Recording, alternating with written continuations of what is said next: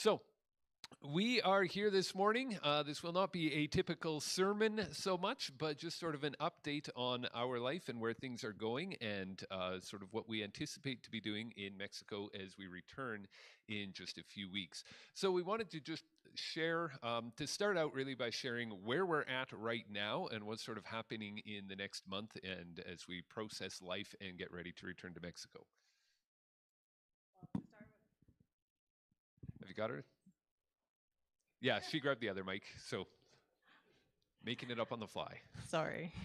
I think the last time we spoke here, we talked about the boys getting into a new school, and we are thrilled that as of this past Monday, they are all accepted and enrolled in that school. But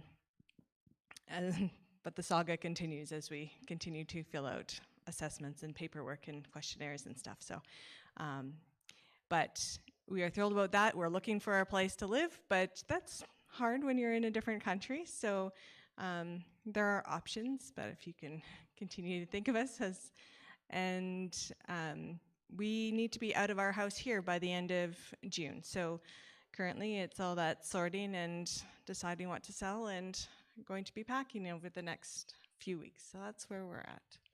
Yep, and then for the first couple weeks of July, we anticipate visiting family in Calgary and Saskatchewan before we eventually fly out of Calgary. We're still working on all of those details. Like everybody else, COVID restrictions has made life a little bit difficult in knowing what's allowed, what's not allowed, where can we stay or not stay. So that is definitely a big factor that we were just talking about last night, but decided to go to sleep instead of continuing to talk about that. So a lot of details that we have to get figured out, and I'm fairly relaxed, so I'm sure they will all come together. We're not always so relaxed. This is where he stresses me out. Yes, but I recognize that, and I'm willing to work on it. So we are anticipating flying out around July 12th. We do not have tickets yet.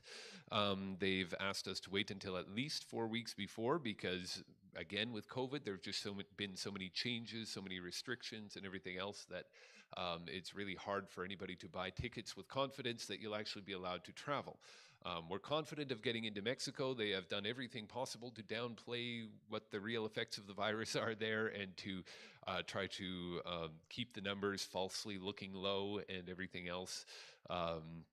There are estimates that 60% of the population have already had COVID, especially in Mexico City. And our teammates go, that seems high, but at the same time, when they talk to people, they're like, well, maybe not.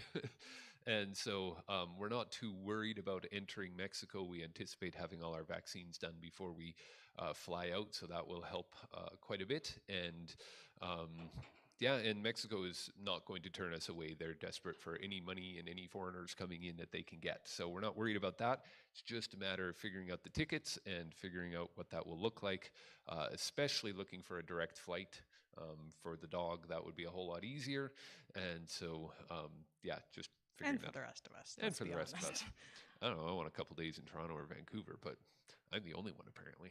So, so that is sort of our rough plan for the next month and a bit. So we'll still be here. We're gone next week into Vegreville, and then we are back here for the last 2 Sundays of June. So we'll at least get to see you guys a few more times before we head out. That's about it for updates. Any other?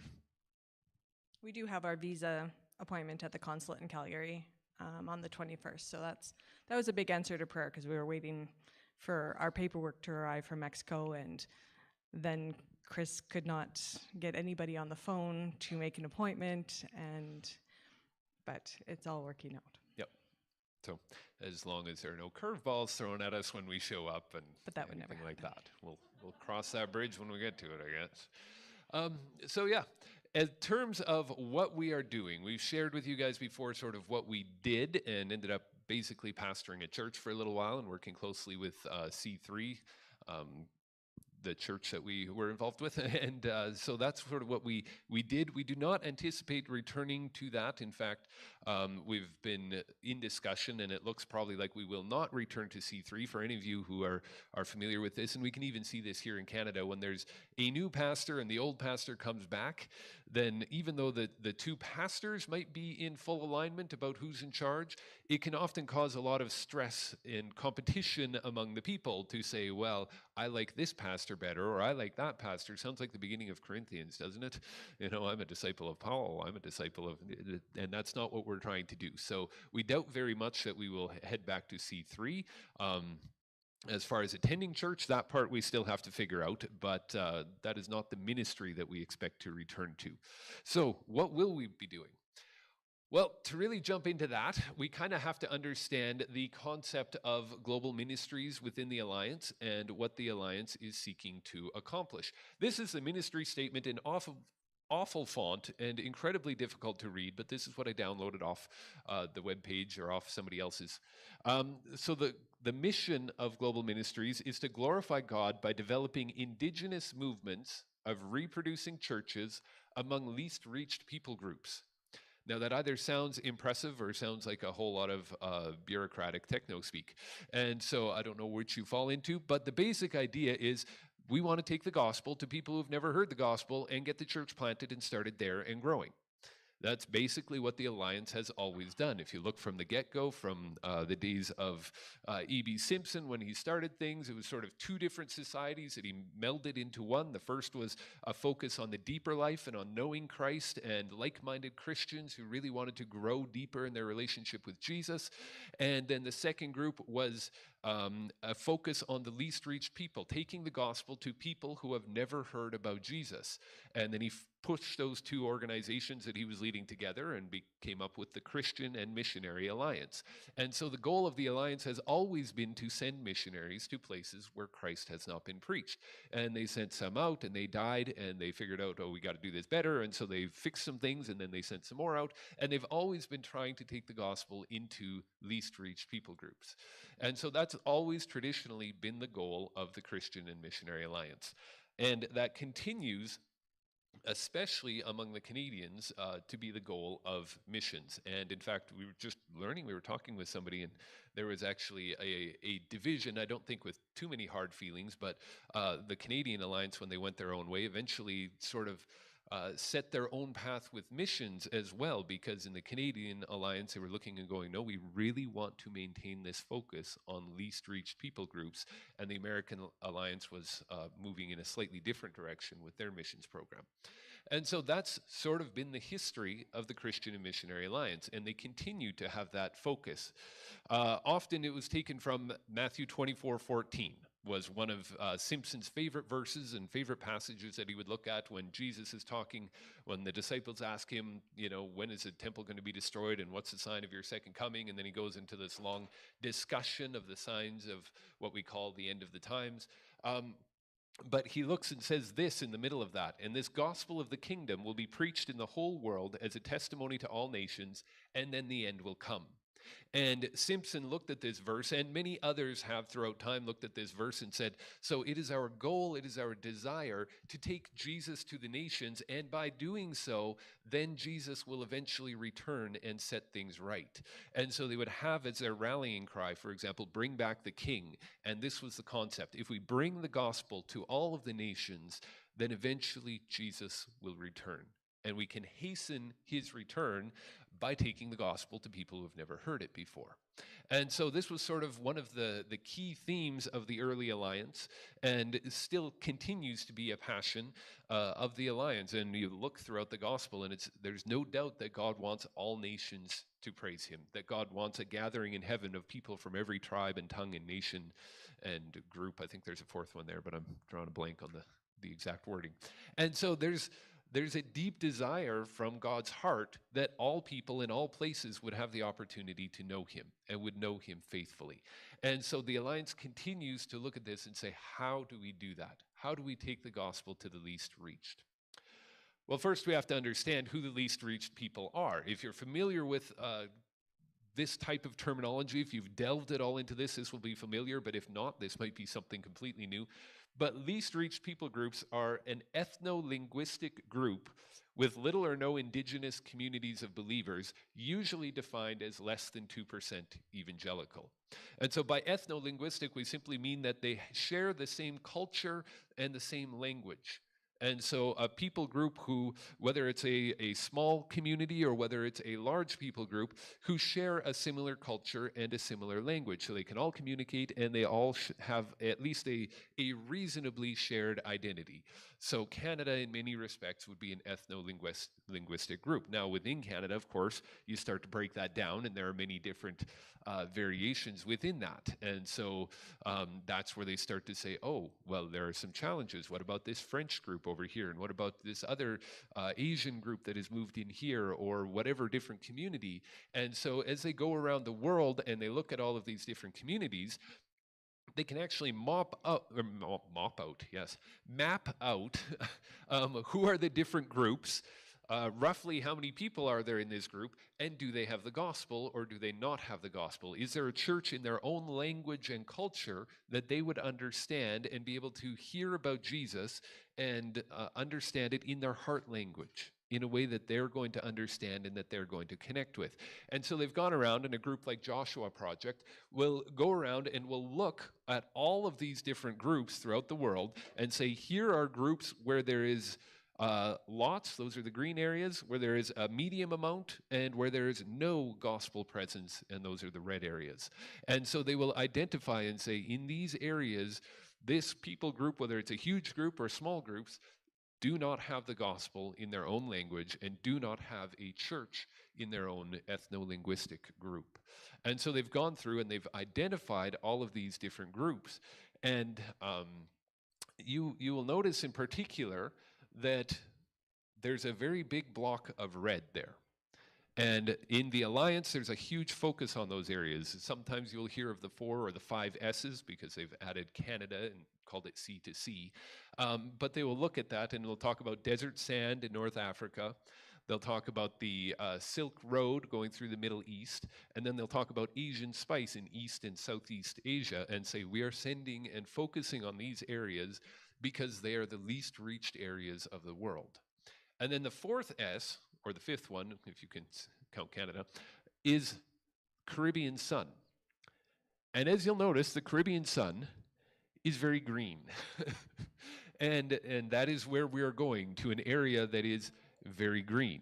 In fact, if you look at it in some of their overall numbers, and we look at it and we say, why is Mexico included in this? Because if you look at Mexico as a whole, they're considered about 11% evangelical, which is way above the 2% least reached people group threshold that most groups look at and that the Alliance would use sort of as their key indicator. And so the question becomes, if our focus is on the least reached people groups and Mexico is really green, why are we going to Mexico? And what is our role, and how do we fit in this least reached people group idea and concept? And so there are a few different ways, and we're just going to share. The first one you've sort of heard about, but Terry's going to touch on it. So yeah, we've talked about the Huichol, the Otomi. Those are 2 groups in particular that are out in the mountains, fairly secluded, and they fall into the red-yellow category in on that map that you can't see because they're like pinpricks. And they're developing relationships in micro-business and in supporting those who have been kicked out of their village because they've become Christians. There is our first church ever indigenous church among the Huichol, I believe. And so God is on the move in those areas, which is amazing. And in fact, we heard a story not that long ago that one of the main guys in, I believe it was a Huichol village, who was so against Christians, was part of the leading group to kick them out and to run them off. He just passed away, but before he passed away, he accepted Christ.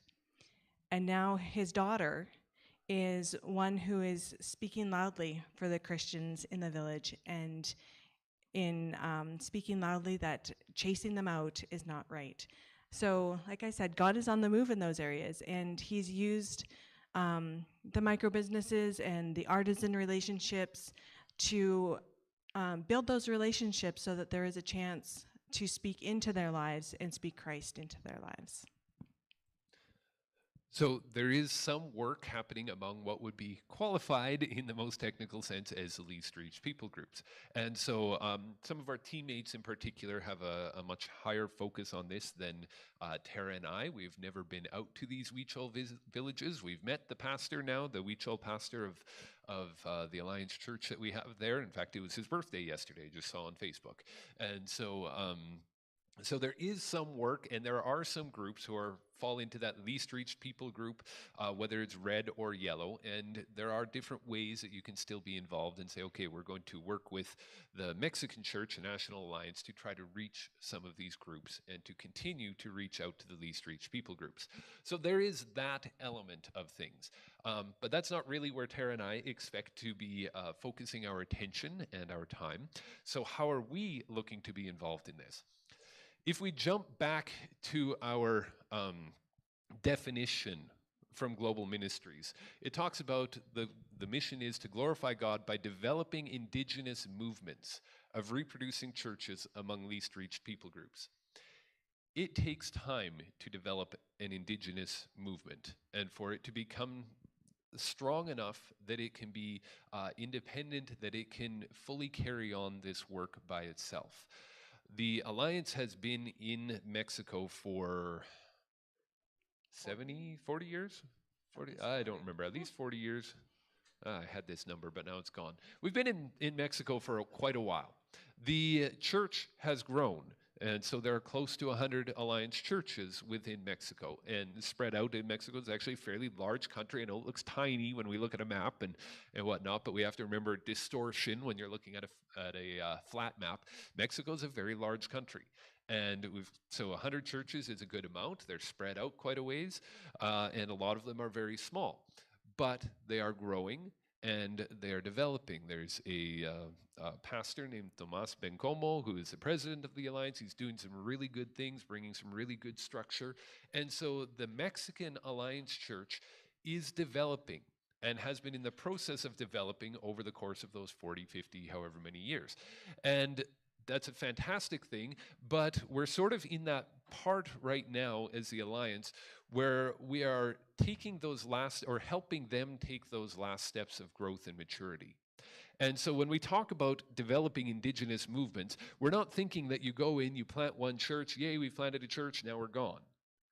The goal is to help that church, or eventually, if possible, and if it's a big enough people group, to develop a group of churches that are strong enough that they can carry on and continue reproducing and continue being involved in God's call to reach the nations.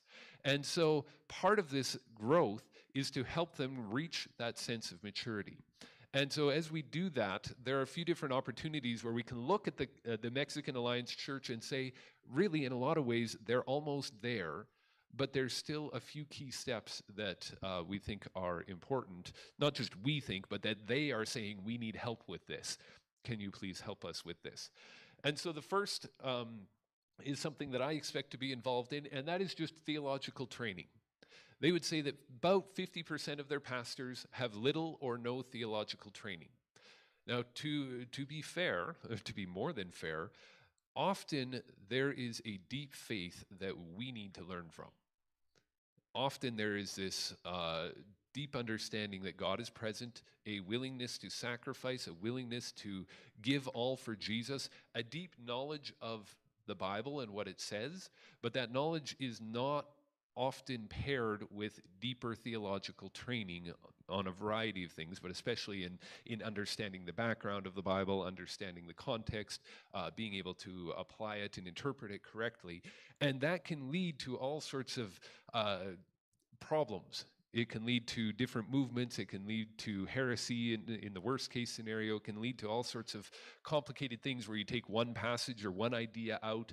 We all know about the prosperity gospel. We hear about that, where you take a few verses out of context and say, God is telling us we should all be rich. And so these things will crop up here and there within the Alliance and within a lot of evangelical churches, because there's not deep training in a lot of cases. It's just people who are passionate about God and are often working on their own, and that doesn't always work out well. Now, by God's grace, his church continues to grow and there's more hits than misses. But at the same time, they're looking at it and going, we need a better system of theological training, and we need to have more pastors who are theologically trained and are capable of identifying heresy, identifying errors, interpreting the Bible well, and just being able to properly handle it and teach our people. And so they've asked and they've said, you guys as missionaries are coming in, you've all got Bible college degrees, you've all got lots of theological training, can you help us to both develop a system but also to interact and to teach our pastors? Oh yeah, we've got a time limit. We're still good, but I better make sure. And so we are... I, in particular, am planning to be involved in that. Don't know the full details, but to work alongside the National Alliance Church and to say, how do we help your pastors grow in theological understanding and get to that point where they can offer their own theological training without having to rely on us? So that's a big part of it. I mean, there's a few other minor things there. Student ministry, at one point, that was going to be a high focus. We're not sure with some of our change in leadership and all this COVID stuff and everything else if that will still be a focus moving into the universities. It's something that I'm definitely interested in, but we're just not sure where that stands. Some social causes, like there's lots of immigrants going through, there's human trafficking, there's so many social issues that we could get involved with, but not quite sure if we will do that or not. But certainly a big part of my ministry will be theological training. And part of mine looks like it would be helping develop some member care. We've been blessed with the Canadian Alliance to have fantastic member care. It's not always perfect, but as we've talked to many missionary friends from other organizations who don't have the support, the coaching, the counseling, the even medical, that second opinion medically, it's huge. And so as the Mexican Alliance Church seeks to send out their own people, having this member care in place to support them so that they can thrive wherever they send their missionaries, as well as they have a lot of pastors that are very isolated. And how do we develop member care for those pastors and support them in that way as well? So we thank you for blessing us and being part of our member care too as you pray for us. And we want to do that for our Mexican pastors and missionaries. Yep.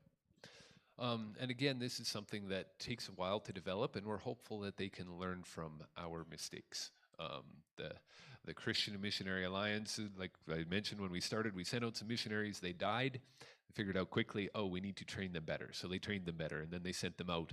But they were still having, and many missions groups were having people come back in all sorts of emotional and spiritual distress because you're so isolated, you're out of your own culture, you don't have people who understand you, surrounding you necessarily, you don't have that support. And it was not unusual for even divorces to happen, problems with kids, all sorts of things, because there was not that full support. And so the Alliance figured that out and said, okay, how do we focus heavily on member care to make sure our missionaries are healthy both while they're on the field and when they come back? And it has made a significant difference. But we would hope to be able to pass that on, to offer that to the Mexican Alliance, so as they develop their own missions, they don't go through the same struggles and heartbreak and difficulties that we did as the Christian Missionary Alliance in North America. So that's sort of the part of the impetus behind this as well. Yeah, so that's a second area that Terra especially will be focused on. And then third one is one that we're still figuring out, but Mexico City and we're curious and intrigued by this. Mexico City is very much a global city. There are a lot of corporations there, a lot of professionals, a lot of people coming in from all over the world to work in these corporations, and maybe in Mexico City as a stop in their professional journey and be there for a couple of years and then travel on elsewhere. In a lot of ways, Mexico, and also their university, because I mean, the UNAM, their central university, their national university, has about 300,000 students, including many from other places in the world. And so as we look at this, there's an incredible opportunity. It's not that unlike Canada in many respects, where we have all of these different people groups coming to Canada for either a better life or for work purposes or education purposes. And it is one of perhaps the biggest opportunities that we have as a church in Canada. I know it's a little bit harder out here in the outskirts and not quite in Edmonton. It's certainly much more prevalent and much more visible in Edmonton or Calgary or some of the major cities. But as the Alliance, we've prayed for years that God would take us to all of these unreached nations. And how do we reach the least reached people groups? And now, if we look around, all of the least reached people groups are showing up in Canada. And they're often showing up in a place where they're going, we need help. And the church has an incredible opportunity, and the Alliance is very much focused on this, especially in the big cities, an incredible opportunity to say, we've got the least reached people groups coming to us and asking for help. How do we help them and reach into them and use all of our churches throughout Canada to reach the least reached people groups, who will then go back and take the gospel to their own people? And a far more economical use of our resources and our opportunities than training up a bunch of missionaries and teaching them another language and trying to help them understand the culture and everything else, which is difficult and challenging and a blessing. And please don't stop supporting us. That's not what I'm saying. But it is a huge challenge, and there's only a select few who can go. And now all of a sudden in Canada, we've got tons of different people from tons of different people groups showing up here. And a great opportunity to reach them and then send them back with the gospel. Mexico City is not that much different. There are lots of different people groups, especially in the professional area, lots of people coming from least reached people groups, and we kind of look around and go, what does that look like? If we're focused on least reached people groups, what opportunities are there to reach some of these groups who are showing up in Mexico and then have them take the gospel back to their own people groups? We get a little bit of this already. Some of our teammates are working with the Mandarin Chinese community as opposed to the Cantonese Chinese community, and growing a ministry there, and it sounds like some good things are happening. And that's, again, a least reached people group that can then take the gospel back to their own country. And so this is just an opportunity that we see in Mexico, but it's one of those ones where we're not quite sure exactly what that will look like. And so there's lots of discussions, lots of opportunities we think there, but we are very much in the process of discussing,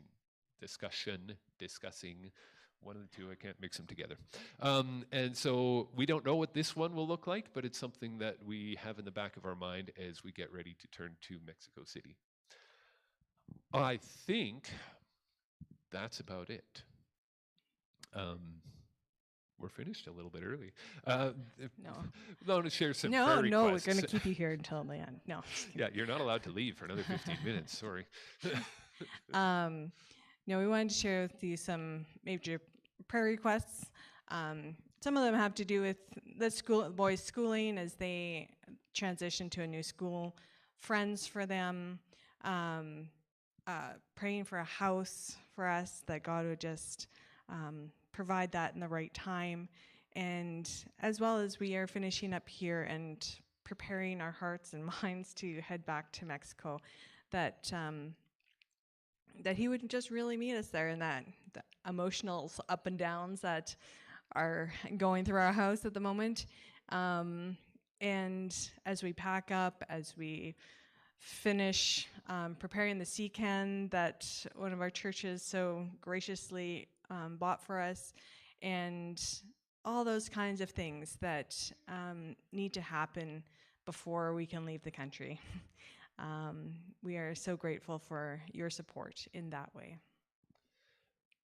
Yeah, and just to share openly sort of where we're at, we tend to have to go around in our family. We've got a little game that we play where we ask questions about getting ready to move.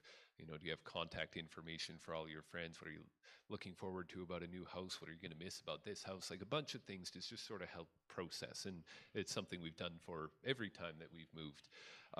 One of the questions was, who's most excited about the move? And there was dead silence at the table. And it's one of those moments where you realize none of us are excited about this. And as we were talking about it later, Tara and I, and even I talked, I think, with Darian about it a little bit, it's not that anybody's opposed to Mexico. It's not that anybody hates Mexico with a deep burning passion or any such thing. It's just that we're comfortable. We're comfortable here. We're comfortable with the friends who are next door. We're comfortable with the friends at school. We're comfortable with the food, with the culture, with having family closer by. Like, there's just so many good and easy and wonderful things. And with the kids being a little bit older, before when, you know, we're excited, they're all little kids and they're like, yeah, we're going to see animals, we're going to see whatever. And they're excited about going to Costa Rica and eventually to Venezuela, which ended up being Mexico. But and so there's this little kid excitement about life. Well, they're a lot older now, and we've been through it, and we know what it's like, and we know the challenges. And it was just really an eye-opening moment to realize that none of us are excited about going back. And that might sound like a terrible thing. It sort of feels like a terrible thing in some ways as a missionary to go, yay, we're going on missions and none of us want to go. But that's not, it doesn't capture the full truth. It's just that it's good here. And we love the people here and we love the situation. And it's hard to be excited about giving up something that you love and that you're comfortable. Now, as we talk about what things do you look forward to in Mexico, there are a variety of things, seeing different people there as well, and different food. Even The food comes up over and over and over again. Even at the school, some of the opportunities that the kids will have at the school that they're going to, and some of the activities they can be involved in. Like, so there are individual things that we're excited about, but it's hard. It's hard to leave a place where you're comfortable. And so that would definitely be a big prayer request for our family as we get ready to go, is just processing everything and learning how to say goodbye well, and to just trust that God will have good things ahead of us, just as he has every other time we've moved. But it's hard to give up those difficult things. The only other prayer request I'm sure many of you have received and have read our prayer letter. I know that there's always a few who really like the financial side of things and like supporting people that way.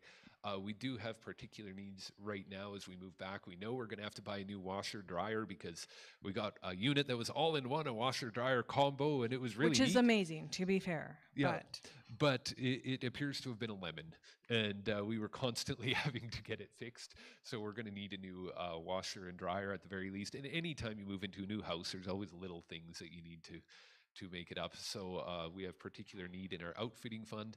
A particular notice about the outfitting fund, they are changing our pay structure. I think it'll all be good, it's fine and whatnot, just to better come in line with some of the legal ramifications, and things change over the course of years, legalities and technicalities, and so they're changing our pay structure a little bit.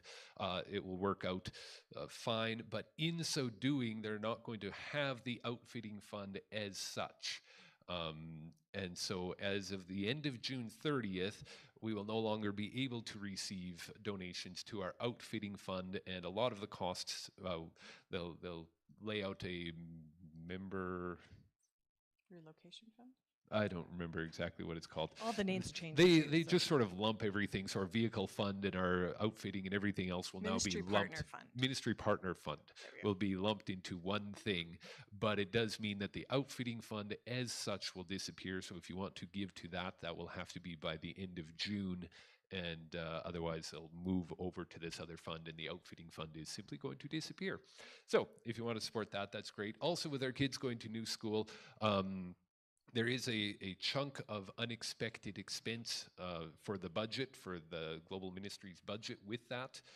Anytime you start a new school in Mexico, they usually have a fee for new students, like a one-time goes towards capital improvements and everything else fee. And with 4 kids moving into a new school, that's a fair bit. And so they're like, if you could encourage people to make extra donations to the Global Advance Fund, it's all paid through the Global Advance Fund, but they're taking on a significant extra hit with our boys moving to a new school. So they're like, if you can encourage people to give some extra to the Global Advance Fund to help cover that unexpected expense, they expressed that they would appreciate that. So those are the 2 financial parts if any of you are interested in helping out in that way. I think we're done now, so I will invite the worship team to come up and to close with a song. I can stay here for a moment.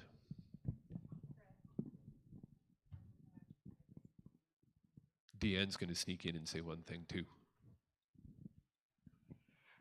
Just as they begin to pack up and get everything ready, we will be setting up a meal train for Chris and Terra-Lynn for probably like the last week, 10 days, just to help them, because obviously you're starting to put away your dishes and pack up your stuff, and it gets really busy and stressful. And so if we can provide some meals for them during those last 10 days to 2 weeks, that's what we're going to be doing. So watch for that coming out.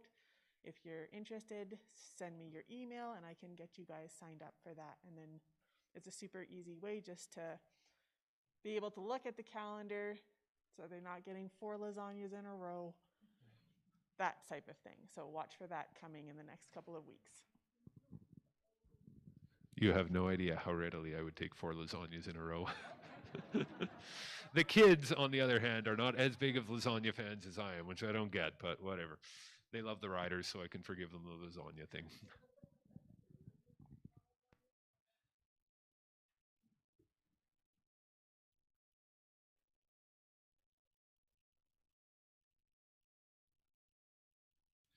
Let's just take a moment to lift Chris and Terra-Lynn and the boys up in prayer. God, you know their needs better than we know it, or even that they know it already. Lord, we lift up the boys' schooling, that you would pave that path, that it would be an easy transition, and it's hard, all the switching of friends, the getting to know new schools, all of that, but God, that your hand would be there. God, that you would support them in this, even the struggle of change. And like Chris said, they're sad to go because they're comfortable here, but yet they know that it is the right thing to do, and it's not a matter of resistance, but it's just that change. God, touch them. Help them to be excited. Show them what you're going to do.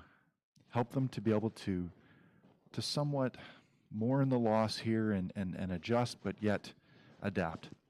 Because God, your hand is in it. God, for their house. That I can't imagine the stress and the pressure and the feeling behind trying to figure out a new place. But God, you have got that place for them. You know exactly what they need. Please show it to them, help them, and give them just a peace that it's there.